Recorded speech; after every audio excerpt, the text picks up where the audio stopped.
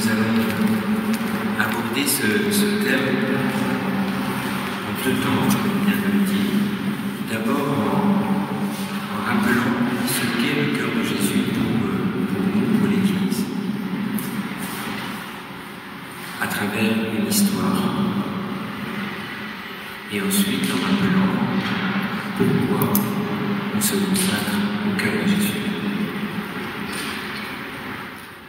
Plusieurs papes au XXe siècle ont dit que le cœur de Jésus n'était pas une dévotion parmi d'autres, mais, pour reprendre l'expression de Pie XI et Pie XII, comme le résumé de toute la religion. Et le pape François lui-même, eh bien, dans son encyclique au Testament, on va dire, Dilexios, dit que c'est la synthèse incarnée de tout l'Évangile.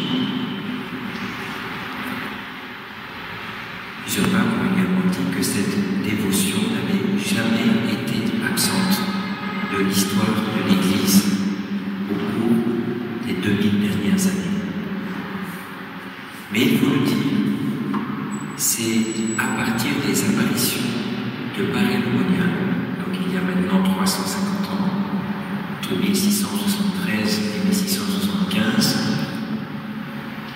que cette dévotion est devenue progressivement universelle et centrale dans la vie de l'Église.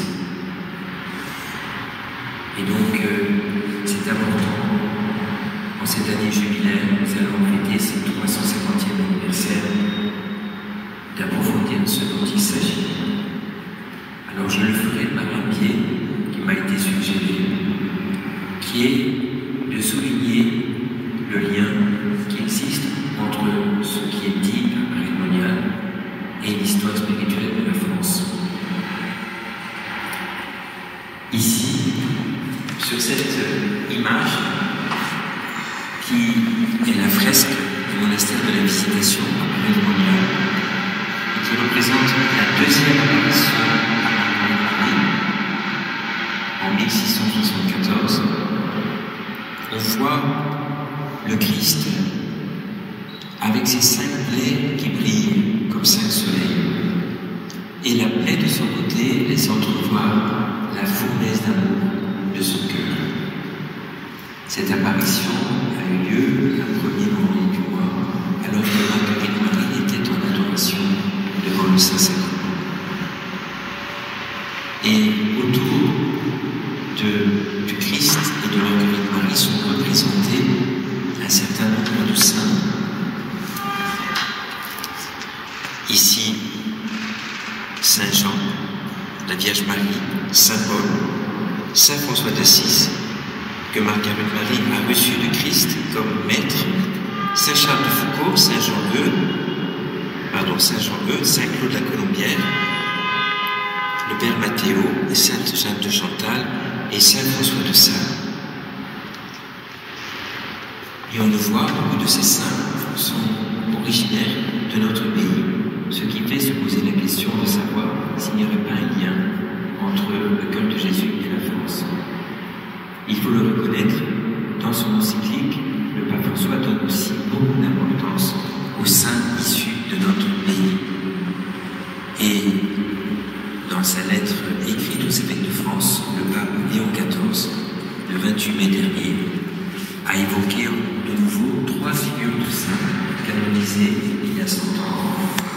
Saint Jean Eudes, Saint Jean-Marie Vianney, et puis Sainte Thérèse de l'Enfant Jésus, qui sont tous les 3 des saints du cœur de Jésus.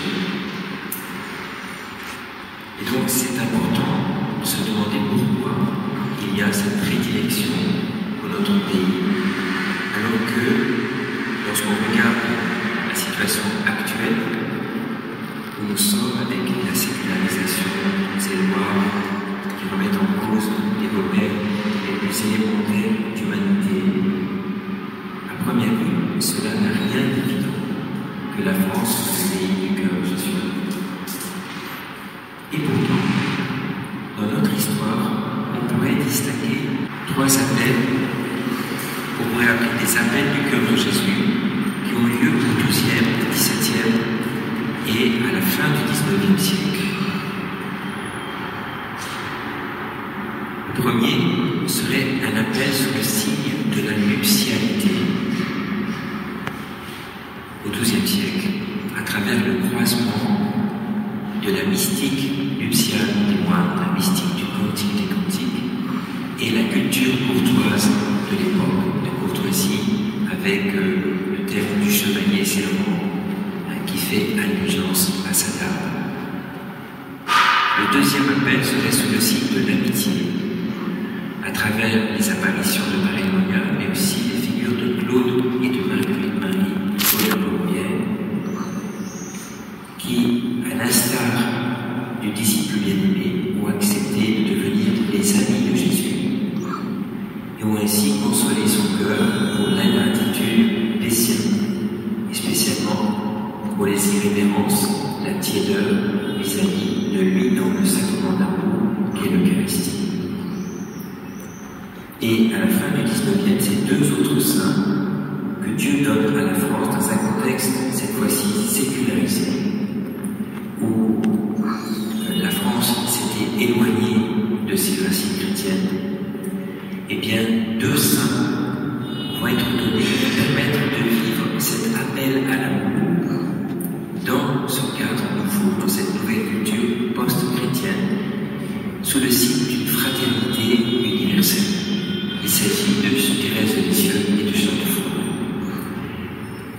Et ce dernier appel, qu'on pourrait dire l'ultime appel du cœur de Jésus, est toujours valable pour nous aujourd'hui et pour le monde entier, j'allais dire plus que jamais. Et le pape François s'en est fait l'écho dans son magistère. Alors je commence avec le premier appel au XIIe siècle, à une époque où on pourrait dire que la France était le pays des moines en Europe. Elle a couvert l'Europe de monastères à travers l'ordre de Cluny au Xe siècle, puis de Cîteaux au XIIe siècle. Et à l'ombre des cloîtres, eh bien, les moines avaient coutume de méditer le cantique des cantiques, comme un chant qui exaltait l'amour de Dieu pour son peuple, et plus particulièrement du Christ transpercé d'amour pour l'Église, son épouse, et de l'Église elle-même. Et donc on a été contemplé dans la figure du bien-aimé, le Christ en croix, dont les plaies sont beaucoup plus le signe de son amour pour l'Église et pour nous que de notre péché. Et la traduction latine de la Vulgate fait dire au bien-aimé, tu as blessé mon cœur, ô ma bien-aimée, par la seule qui à la même époque, dans le sud de la France, le pays de Languedoc, émerge dans la haute société une culture de la courtoisie qui va aborder d'une manière totalement nouvelle le rapport entre l'homme et la femme. Dans les siècles précédents, la femme était dominée par l'homme. Elle cherchait refuge chez son guerrier, mais celui-ci la dominait et la traitait comme une servante. À partir du XIIe, dans certains cercles de la haute société, le rapport va s'inverser. C'est le chevalier qui va faire allégeance à sa dame pour la servir, pour être son serviteur. Et dans le contexte chrétien de cette époque, la dame par excellence, c'est la Vierge Marie, Notre-Dame. Et la grande figure de cette époque-là, Bernard de Clairvaux, dont on a pu dire qu'il était comme un chevalier sous sa robe de bure, que commence à émerger de façon explicite une méditation sur le cœur de Jésus. Jusque-là, l'attention de l'Église se fixait sur la blessure du côté, mais celle qui est évoquée par Saint Jean dans son évangile. Au moment où Jésus est déjà mort, un des soldats de sa lance lui perce le côté, et aussitôt, dit Saint Jean, il en jaillit du sang. Mais désormais, ce côté va prendre la forme d'un cœur, pour parler comme le pape François, et Saint Bernard aura des formules inoubliables. L'ouverture du côté nous a donné accès au secret du cœur.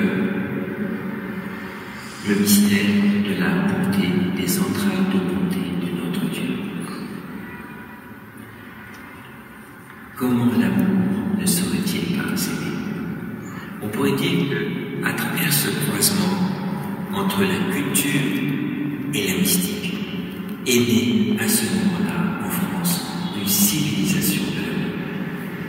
Ou mieux, une civilisation de l'amour avec un grand A, qui est Jésus en croix. Et cela va se répandre dans toute l'Europe à travers les monastères au XIIe, XIIIe siècle. On pourrait dire que ce qui est né à ce moment-là est ce que notre pays a donné de meilleur au monde, qui est au fond de mettre en lumière la vocation à l'amour, dans la relation de l'homme avec Dieu, mais aussi de l'homme avec la femme, dans le mariage en particulier, mais aussi dans la vie consacrée. Et cela donc va marquer cette étape de l'histoire. Malheureusement, dans les siècles qui vont suivre, il y a des tentations qui vont comme se mettre en travers de cette vocation à l'amour. La première tentation, c'est celle de l'amour de l'argent. À partir du XIIIe siècle, se développe une civilisation urbaine et émerge le capitalisme. Dans le nord de l'Italie, une civilisation marchande. De plus en plus, l'argent va être le véhicule des relations entre les hommes. Ces tentations, on le sait, finir par remplir le monde entier. Saint François d'Assise, qui était fils de commerçant et qui venait de cette Europe du Nord, de cette Italie du Nord, pardon, où est né le capitalisme, eh bien, en épousant Dame Pauvreté, un chevalier, il a voulu se réformer et réformer aussi l'Église par rapport à cette tentation fondamentale de l'amour de l'argent, qui vient supplanter l'amour de l'amour. Il traverse Assise en disant l'amour n'est pas aimé. L'autre tentation, à la même époque, c'est celle de l'intellectualisme, l'idolâtrie de l'intelligence. Avec l'essor de l'université en Europe, qui est une bonne chose. L'université, on va faire dialoguer la foi et la raison, un dialogue qui est au cœur de la foi chrétienne. Mais va se développer aussi une tentation de l'hypertrophie de l'intelligence, d'une idolâtrie de l'intelligence. Et quelqu'un qui va prendre conscience de cela, c'est Sainte Gertrude de Melfta, une moniale bénédictine allemande, disciple de Saint Bernard, qui cherche Dieu dans les livres mais n'y trouve pas la paix. Et un jour, Saint Jean lui apparaît et lui dit « Viens, j'ai quelque chose à te montrer ». Et il la fait reposer sur la poitrine du Christ, où elle entend les battements de son cœur. Et elle est remplie à ce moment-là d'une douceur infinie, d'une joie indicible. Elle a trouvé ce repos qu'elle cherchait. Et alors, tout étonnée, elle se tourne vers Saint Jean et lui dit « Mais toi, le disciple bien-aimé, qui le premier a reposé sur la poitrine du Maître le jeudi saint, comment se fait-il que dans ton évangile tu n'aies rien dit des battements de son cœur que le premier tu as dû entendre ?» Et celui-ci lui répond « Dans mon évangile, je n'ai consigné qu'une seule parole qui suffirait à nourrir l'intelligence de l'Église jusqu'à la fin du monde, sans que jamais on puisse en percevoir toute la profondeur. » C'est son évangile, le témoignage qui rend au Verbe de Dieu, la parole unique du Père. Mais, disait-il, il était réservé à 7 ans au XIIIe siècle, où la charité se refroidit dans le cœur, de faire l'expérience des battements du cœur de Jésus, pour réveiller l'amour dans un monde qui s'engloutit, dans ce monde qui s'interdit par l'amour de l'argent, l'amour excessif de l'intelligence. Eh bien, Dieu veut réchauffer le cœur des chrétiens et des hommes en faisant expérimenter les battements de son cœur. Et la troisième tentation, à cette même époque, c'est celle de détacher l'amour de l'amour avec un grand A, pardon, l'amour tout court de l'amour avec un grand A. C'est-à-dire que une civilisation de l'amour avec un grand A, qui est Jésus en croix, peut avoir cette tentation de se couper de sa source divine. Et c'est de fait ce qui s'est produit dans nos civilisations. Et une sainte qui a vécu là aussi, prise de conscience par rapport à cela, c'est Sainte Lucarne d'Hérouillère en Belgique. Elle avait une histoire d'amour avec un jeune homme dans le plus pur style courtois. Et à un moment, Jésus lui apparaît, lui montre la blessure de son côté et lui dit « Cesse cette sorte amourette, regarde celui qui t'aime et pourquoi tu dois aimer. » C'est-à-dire qu'il lui fait comprendre que le véritable prince charmant, c'est lui, le plus beau, le plus puissant, le plus fidèle, le plus doux et le plus fort.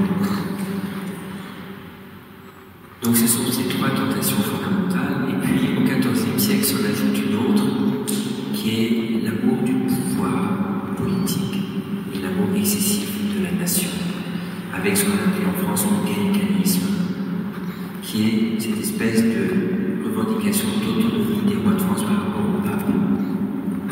La France finie de l'Église va devenir petit à petit la fille de la sécularisation, au nom d'une autonomie du temporel par rapport au spirituel. Et du coup, avec ceci, un risque d'idolâtrie du politique et aussi de la nation, faire de la France une quasi-divinité, du roi à un quasi-de-Dieu. Parce qu'on ne reconnaît plus la suprématie du pape en matière spirituelle, pas suffisamment en tout cas. Et donc tout cela va conduire à une certaine crise religieuse, jusqu'à la Renaissance, avec l'humanisme de la Renaissance qui risque de se couper de sa référence chrétienne, et puis les guerres de religion qui vont ensanglanter l'Europe et notre pays en particulier. Mais par la miséricorde de Dieu, et peut-être la prière de Thérèse d'Avila et de ses Carmels réformés, la France va connaître à la fin du XVIe et au XVIIe un deuxième appel à l'amour à travers les saints de cette époque. On a appelé le siècle des saints en France, et notamment deux grandes figures qui sont Béru et Saint François de Sales, avec comme disciples du côté de Béru, eh bien, Saint Vincent de Paul, Saint Jean-Eudes et beaucoup d'autres saints, connus ou inconnus. Et du côté de François de Sales, Sainte Jeanne de Chantal, qui va fonder la Visitation, et puis Sainte Marguerite. Et à travers ce courant, on va valoriser justement le cœur de Jésus et de Marie, pour parler comme Saint Jean-Eudes. Et tout ce mouvement va préparer les apparitions de Marie-Monia.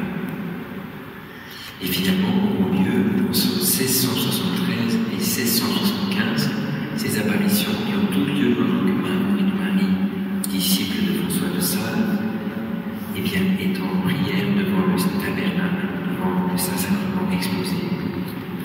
Et Jésus va demander à Marguerite Marie une fête en l'honneur de son cœur, et notamment pour consoler son cœur de l'ingratitude des siens.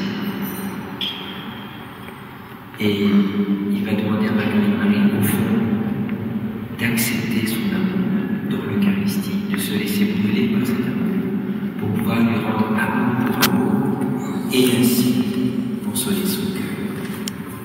Et l'appel personnel de Marguerite Marie, qui est le Saint Claude de Bologna, va devenir en quelque sorte, à l'image de Saint Jean, les ailes du Christ, va être prolongée à travers la demande faite au roi Louis XIV de consacrer la France, sa cour, son royaume, sa personne au cœur de Jésus. Et Jésus parlera à Marguerite Marie de Louis XIV en le désignant comme l'ami de son Sacré-Cœur. Alors on sait qu'à l'époque, Louis XIV il y a quand même beaucoup de points de conversion à consentir dans sa vie. Il y a un appel à la France d'entendre de se mettre à l'école du maître doux et humble de cœur, et à l'instar de Saint Jean, de devenir l'ami du cœur de Jésus. Malheureusement, cet appel ne va pas vraiment être entendu dans notre pays au XVIIIe, marqué par des Lumières, le gallicanisme, le jansénisme, un peu plus en Espagne, en Italie, encore plus en Pologne. Et il faudra attendre le XIXe siècle pour que le message de Marie Monial soit entendu en France, en Europe et dans le monde. Et c'est là que vraiment le cœur de Jésus va devenir la dévotion centrale de l'Église, mais sous une forme malgré tout un peu rigoriste, dans le contexte de l'époque où l'Église se sent un peu comme une citadelle assiégée. On est tenté de voir le message de la réparation demandée par Emmanuel quelque chose d'un peu dur,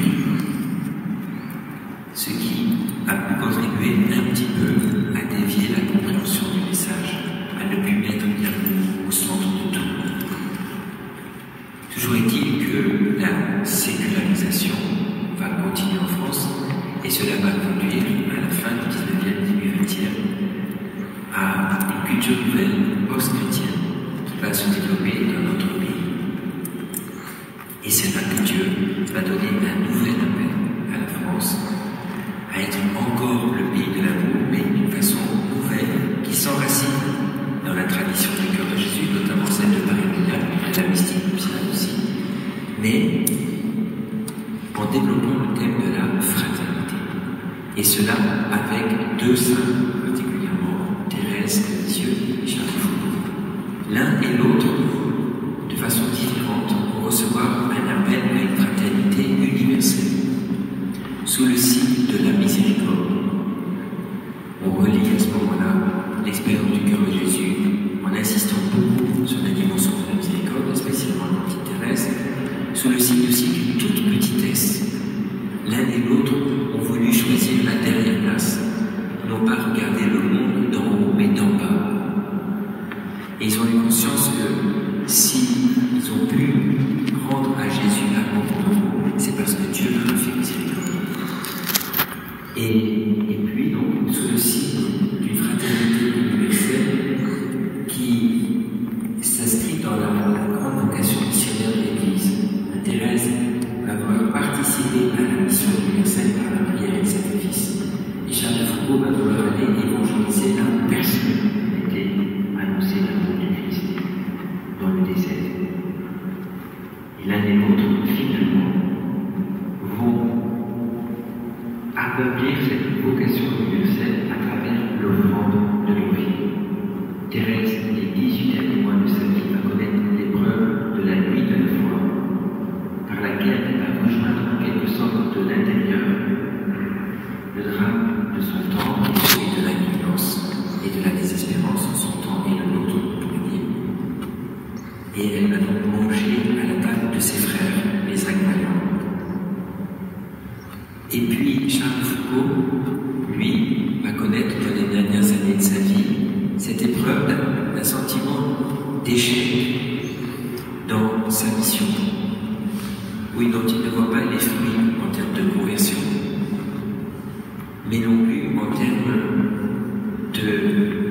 de rayonnement auprès de disciples qui auraient voulu suivre son exemple. Il a toujours rêvé d'avoir des frères pour partager sa vie, et il n'en a pas eu, c'était une grande épreuve pour lui.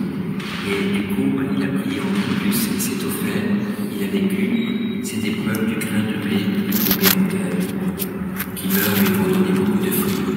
Et comme pour Thérèse, en fait, c'est après sa mort que vraiment sa vie va prendre cette dimension universelle où il va avoir un rayonnement bien au-delà même des limites visibles de l'Église. Ces deux saints qu'on a pu qualifier de phares pour l'ère atomique nous sont liés aujourd'hui à l'Église tout entière et notamment à travers l'enseignement des papes. Je pense spécifiquement à François qui les a pris souvent comme exemple, aussi bien Thérèse que Charles, notamment dans son encyclique Fratelli Tutti. Et donc, ce qu'on pourrait dire, c'est que dans ce monde qui est le nôtre aujourd'hui, qui selon les propos du pape François semble avoir perdu le cœur, eh bien, il y a chemin, c'est celui que Jésus lui-même nous a indiqué à travers la révélation avec un grand R, mais aussi à travers les révélations qu'il fait par le cœur. C'est le chemin de son cœur, c'est le chemin de l'amour, c'est le chemin d'une vie eucharistique où par la célébration et l'adoration de ces sacrements, on apprend à se laisser aimer et à aimer Dieu en retour pour pouvoir ensuite aimer tous ceux qui nous donnent nos frères et sœurs en ce monde et dans le monde. Alors je vais m'arrêter là pour l'instant. Je vous propose que nous prenions un chant pour demander à Jésus de nous enseigner cela, de nous enseigner combien aujourd'hui il nous appelle à nous mettre à l'école de son cœur.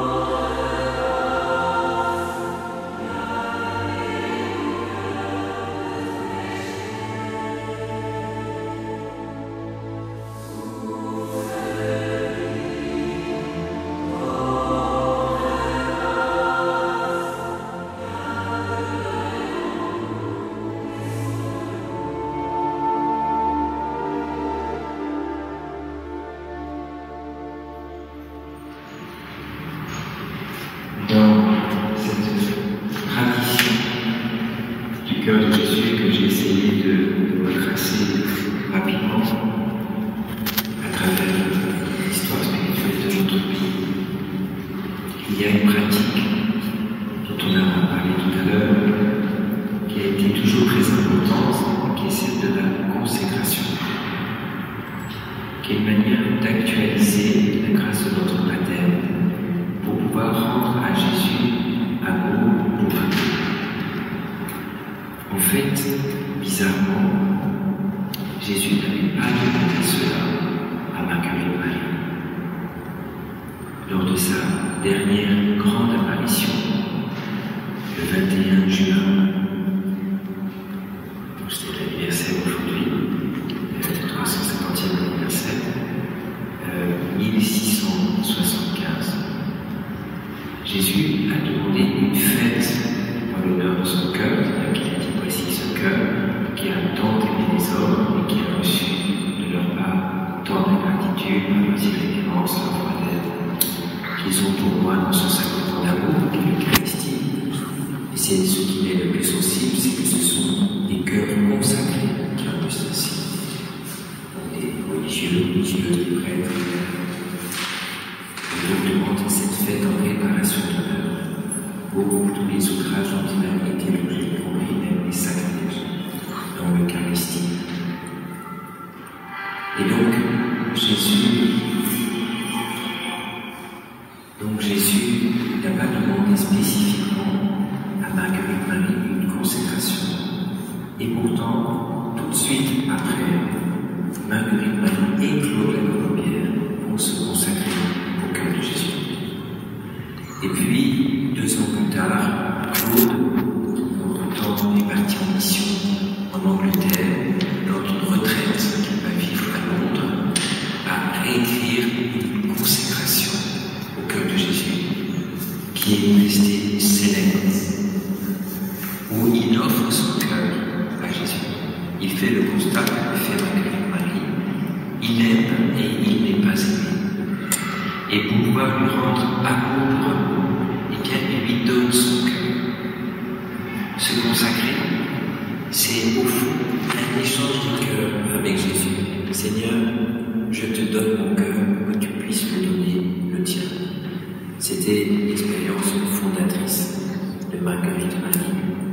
Lors de la première apparition, Jésus lui avait demandé la permission qu'il puisse prendre son cœur dans sa poitrine. Elle avait donné cet accord et il avait mis la main dans sa poitrine, avait pris son cœur, qu'il avait plongé dans le sien et replongé dans la poitrine de Marguerite Marie comme une flamme dont elle aperçut à la fois la brûlure et la douleur jusqu'à la fin de sa vie.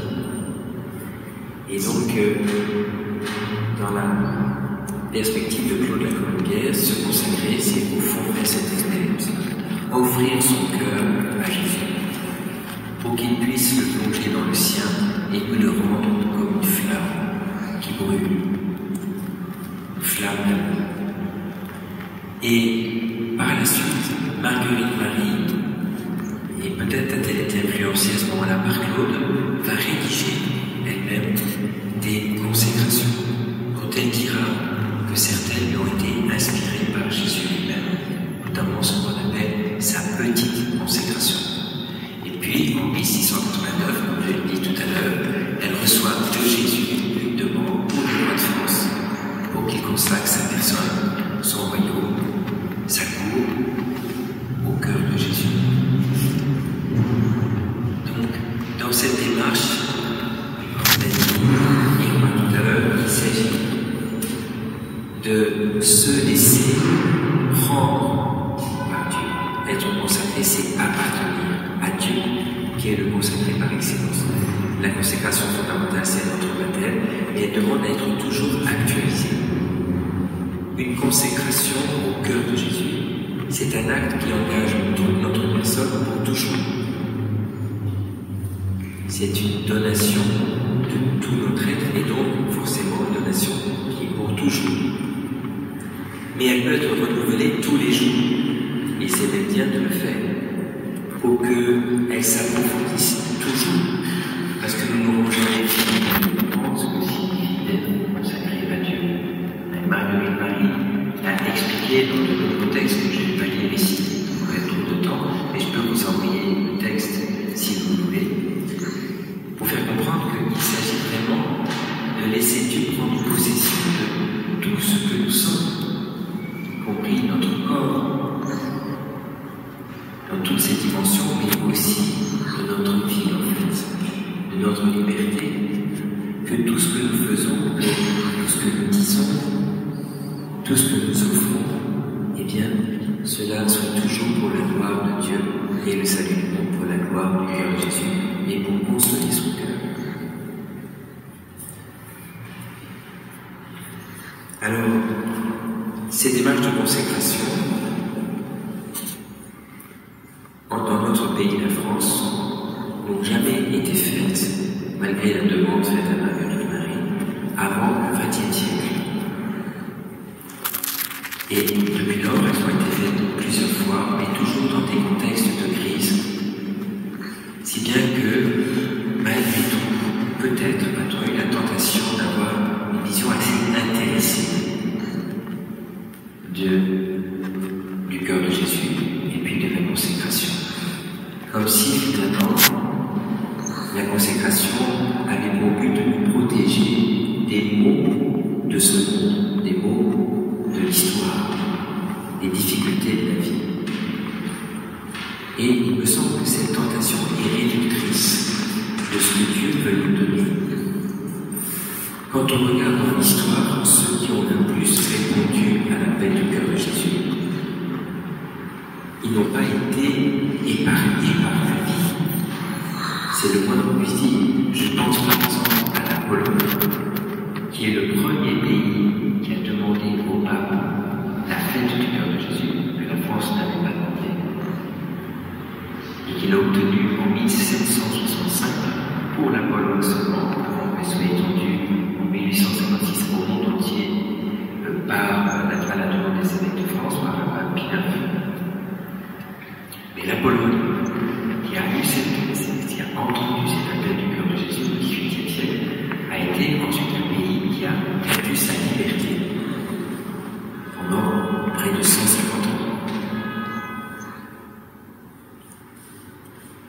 La Compagnie de Jésus, qui, dans les dernières années avant son interdiction, a cherché refuge auprès du cœur de Jésus, la Compagnie de Jésus a été interdite en France d'abord, puis dans le monde, en 1773. Et on peut dire qu'elle a été protégée à ce moment-là des difficultés de la vie. Plus tard, on peut penser à l'Équateur, qui a été le premier pays du monde à vraiment se consacrer au cœur de Jésus. Son président, Garcia Moreno, a été assassiné quelques jours après avoir fait cette consécration. Et l'archevêque de Quito, qui avait été lui aussi associé à cette consécration, a été empoisonné très peu de temps après. L'Espagne a été consacrée au cœur de Jésus au XXe siècle par un roi, je oublié le nom, c'est la 13, je ne sais plus, et 20 ans après la connue une guerre civile. Donc, on ne peut pas dire que la consécration soit une sorte d'assurance de risque pour éviter les épreuves du monde. Alors, que faut-il attendre une consécration au cœur de Jésus? Eh bien, quand on voit les promesses faites par Jésus à Marie, c'est d'abord une fidélité à Dieu, y compris justement dans des temps d'épreuve, de crise, d'attiédissement, voire d'apostasie, c'est-à-dire d'abandon de la foi. Et quand on regarde les pays que j'ai énumérés, la Pologne, l'Équateur, l'Espagne, on constate que justement ces pays sont restés fidèles à Dieu.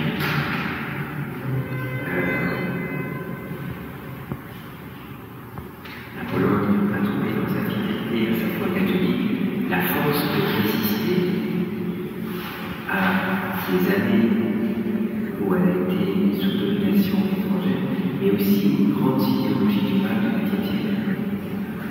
Le nazisme, le communisme, la pensée libérale. De même, le pape François, en allant en Équateur, a dit « Votre pays, il y a quelque chose de particulier. Et je sais que ça vient de votre consécration. L'Équateur a eu à souffrir, mais il est resté fidèle à Dieu. » Et de fait, dans les promesses qu'il fait par Marie, Jésus souligne bien que le bienfait qu'on trouvera dans la dévotion que Jésus, c'est d'abord un bienfait d'ordre spirituel. Je leur donnerai toutes les grâces nécessaires dans leur état. Je serai le refuge assuré pendant la vie et surtout à la mort. Les pécheurs tomberont dans mon cœur, la source infinie de la miséricorde. Les âmes tièdes sont des âmes ferventes. Les âmes ferventes s'élèveront à une autre perfection. Ceux qui communieront tous les premiers vendredis du mois, 9 mois de suite, recevront la grâce finale de la pénitence. Ils ne mourront pas dans la disgrâce, ni sans recevoir les sacrements. Mon dit ma cœur, se rendant leur asile assuré en ce thème. Donc une grâce de fidélité.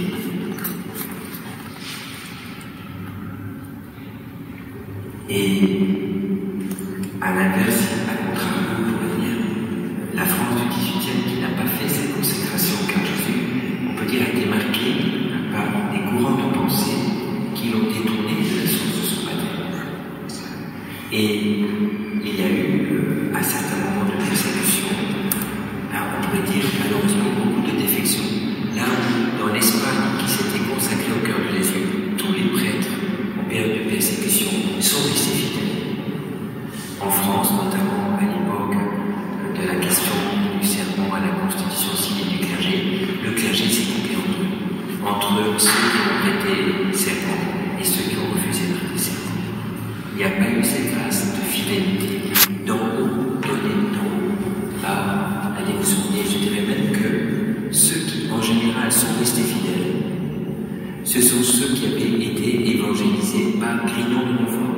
C'est ce qu'ont remarqué les historiens. Là où Grignon ou ses disciples avaient fait leur mission populaire, où ils insistaient sur l'amour du cœur de Jésus et de Marie, eh bien, on a vu que les prêtres sont restés fidèles. Alors, ça c'est le premier fruit, c'est la fidélité. Ce qui est lié à ce fruit, c'est l'unité.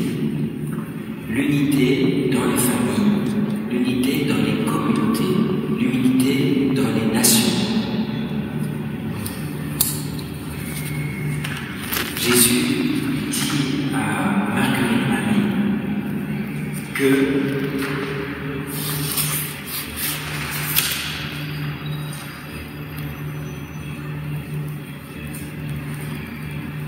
il répondait arrogamment: vous serez honorés du Marie sur Sacré-Cœur, toutes sortes de bénédictions. Il réunirait les familles divisées. Il protégerait celles en quelque nécessité. Il répandrait sa charité, l'onction de sa charité, dans les communautés religieuses où il serait honoré. Et quand on voit les pays qui se sont consacrés au cœur de Jésus, je pense à la Pologne, en tout cas c'est un pays qui a une dévotion au cœur de Jésus. La Pologne est restée unie malgré toutes les difficultés, unie autour de sa foi, de sa culture, de l'Église. Et c'est ce qui lui a permis de traverser les épreuves du XIXe et du XXe siècle. De même, encore une fois, je l'ai dit pour l'Équateur, en Espagne, c'est vrai qu'il y a eu des divisions, mais malgré tout, le Seigneur a gardé son peuple de la division. Là où, en France par exemple, eh bien, il y a eu au XVIIIe, XIXe, XXe et encore aujourd'hui. Donc une grâce de fidélité, une grâce aussi d'amour fraternel, d'unité, de guérison. Et le dernier point que l'on peut attendre de cette consécration, c'est la grâce de l'évangélisation, de la fidélité à Dieu, de l'amour fraternel jaillit l'évangélisation par contagion. Et aussi parce que Jésus donne l'Esprit Saint à ceux qui vont propager l'amour de son cœur. C'est ce qu'il dit à Marguerite Marie. Je bénirai les entreprises de ceux qui vont parler de mon cœur. Je donnerai aux prêtres le talent de toucher les cœurs les plus endurcis. Les personnes qui propageront cette émotion auront leur nom inscrit dans mon cœur et il n'en sera jamais effacé. Et donc, c'est d'abord une grâce spirituelle qui est promise, celle de la fidélité partant l'épreuve, de la ferveur, d'où jaillit l'amour fraternel, d'où jaillit l'évangélisation par contagion. Voilà ce que nous pouvons attendre. Alors, cette consécration, nous pouvons la faire de façon personnelle. Nous pouvons aussi la faire en famille, dans la la grâce du sacrement de mariage, qui est déjà une sorte de consécration, nous pouvons choisir Jésus comme le roi de nos cœurs, le roi du foyer, le roi de la famille. Et au fond, vous voyez que cette consécration, c'est une manière de dire, Seigneur, en famille, nous allons nous occuper de toi, et toi, tu vas t'occuper de nous. C'est vraiment choisir Jésus comme le centre, et Jésus avec son cœur glorieux. La consécration peut être aussi paroissiale, qui est une manière aussi de mettre Jésus au centre de la vie paroissiale. Ce n'est pas le prêtre qui est le centre, c'est Jésus. Ce n'est pas non plus les fidèles qui sont au centre, c'est Jésus dans son Eucharistie, dans son cœur. Et ce qui part avec cette consécration paroissiale, ça sera justement l'amour de Jésus dans l'Eucharistie. L'adoration, la célébration de la messe. Et puis c'est là ce niveau national, avec cette confiance dans le Christ qui est capable de toucher les cœurs et de les rassembler. Et toutes ces démarches personnelles, familiales, paroissiales, diocésaines, nationales, elles sont reliées les unes aux autres. On ne peut pas consacrer un pays sans que chacun essaye de se consacrer personnellement. Et on ne peut pas faire des démarches personnelles sans avoir le désir que tous puissent en bénéficier.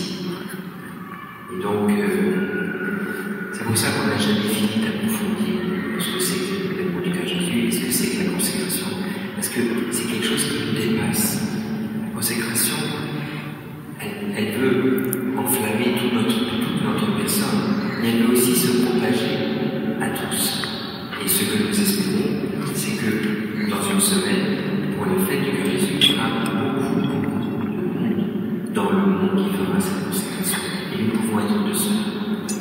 Au cours de la messe qui aura lieu à Saint-Augustin à 19h, on proposera des consécrations personnelles, familiales, etc. Et au fond, nous sommes unis à tous ceux qui feront la même démarche. Tout récemment, j'étais en Côte d'Ivoire et j'ai rencontré la personne qui était la promotrice de la consécration de la Côte d'Ivoire au cœur de Jésus.